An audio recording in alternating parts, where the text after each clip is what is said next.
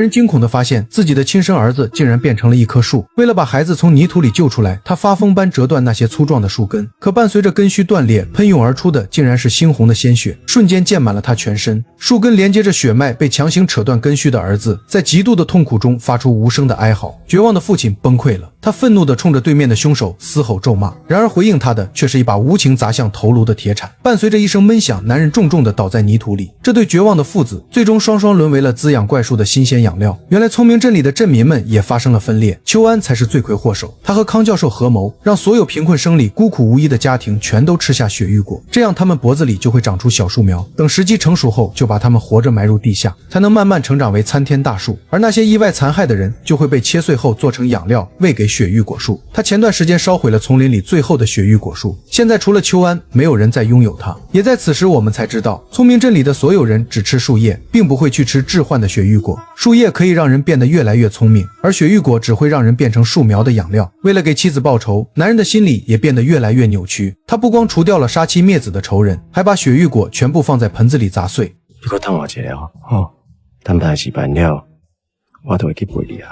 然后把树叶浸泡在里面，直到吸满雪玉果的汤汁为止。最后经过晾晒，再把叶子全部交到傅春华手中。在那次发现邱安害人秘密后，这两个人就成了合作伙伴。在邱安的帮助下，傅春华的儿子也成功进入崇明高中，而他的工作就是把所有叶子全部分发到学生家长手中。王新宇诡异去世后，赵佳琪急迫地来到陈书亮家里打听情况，终于在他们口中知道了雪玉果的秘密。原来张妈妈以前是崇明冲刺班的优等生，她知道雪玉果树的秘密，带着叶子回来跟儿子张磊和陈书亮分享。可儿子觉得事情不对，阻止陈书亮吃下树叶的同时，也决定查清树叶的来历。可张妈妈却变得越发不正常，尤其是冲进果园吃了果子后变得更加疯狂起来，出现幻觉不说，还会不停挠抓身体，脖子里甚至还长出来树芽。就是在追查这一切秘密的过程中，张磊也消失在了密林里。什么树芽？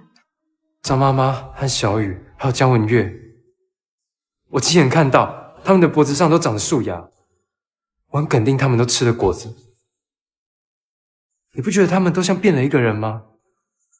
就像是果子要占领他们的。接着他们还谈到了神秘的黑衣少年。赵佳琪想起自己遇到他的经历，只要看到他就会忍不住跟他走。当时如果不是被镇民发现，他恐怕也逃不过血玉果带来的厄运。为了弄清楚学校和镇民的勾结，三个人来到康教授办公室门外，吴双一负责盯梢，他们两个进入办公室寻找答案。就在这时，他们找到一本档案，里面全都是成绩不好的学生名单，尤其是家长没有亲戚，之后还被标上合格。他们一头雾水地带走名单，却在康教授办公桌里发现了血玉果。在姜文月去世后，傅克勤全家都搬到了赵佳琪对面，他每天就是不断的学习，而他爸爸负责他的起居住行，每天都会端上加过血玉果树叶的美食递给儿子。这个我有秘方的，吃了能变聪明。真的？你没骗我？爸爸什么时候骗过你？好吃吧？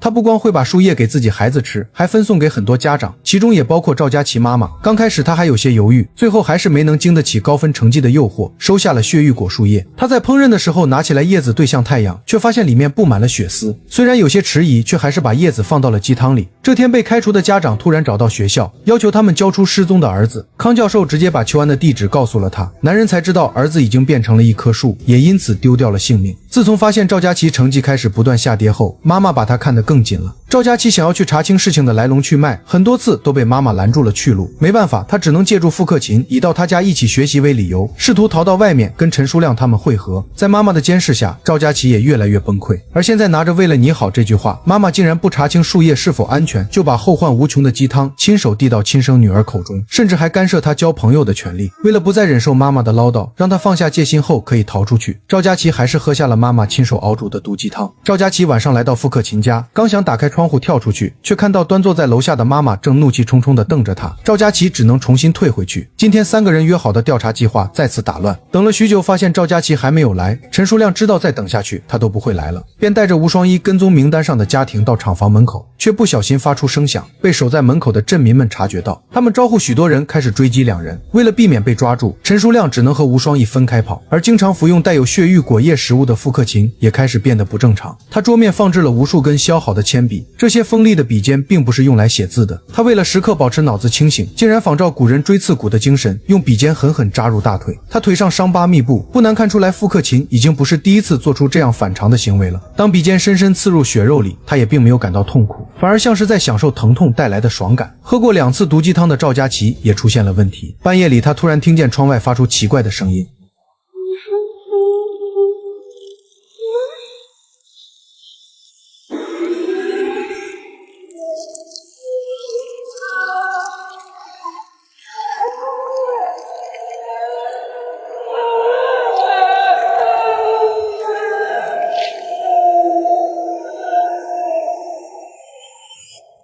第二天，赵佳琪带着便当，跟陈书亮和吴双一躲在角落里，边吃饭边讨论昨天晚上的发现。可当他打开便当时，一蹶不振的吴双一突然变得兴奋起来。吴双一干嘛？这什么味道？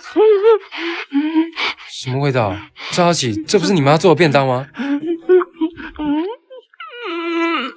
这跟葱吃饭一样。意识到妈妈亲手烹饪的美食有问题，赵佳琪搬着餐盒不顾阻挠跑出学校。闻着味道而来的吴双一也成了帮手，咬伤门卫后跟着跑出来。只有陈书亮被老师们抓住，留在了学校里。他此时也只能求助班主任帮帮赵佳琪。赵佳琪抱着便当慌张跑回家时，坐在门外的母亲发现意外，紧跟身后跑回来，质问女儿究竟要做什么。知道赵佳琪在找叶子后，她不情愿地递过去藏在柜子里的树叶。赵佳琪拿着叶子询问吴双一到底是不是这个味道，却没想到他抢过叶子开始大口炫起来。那东西是谁给你的？快说，那东西谁给你的？是那个傅克勤的爸爸给我的。是有什么问题吗？看到吴双一痴狂的模样以及女儿慌张的表情，妈妈也意识到事情远比她想的更复杂，也紧跟女儿身后跑出来，想要搞清楚目前的情况。赵佳琪质问傅春华树叶的来历，劝说大家不要再吃这种东西，却没想到再次被吴双一抢过去猛吃起来，还一直念叨着冲刺班的味道。一听到这些话，家长们变得趋之若鹜，场面一度变得混乱起来。别说了吧！如今冲刺班什么都不管了，是不是？你们的小孩跟王新元死掉也没有关系吗？这样子你怎么不在意啊？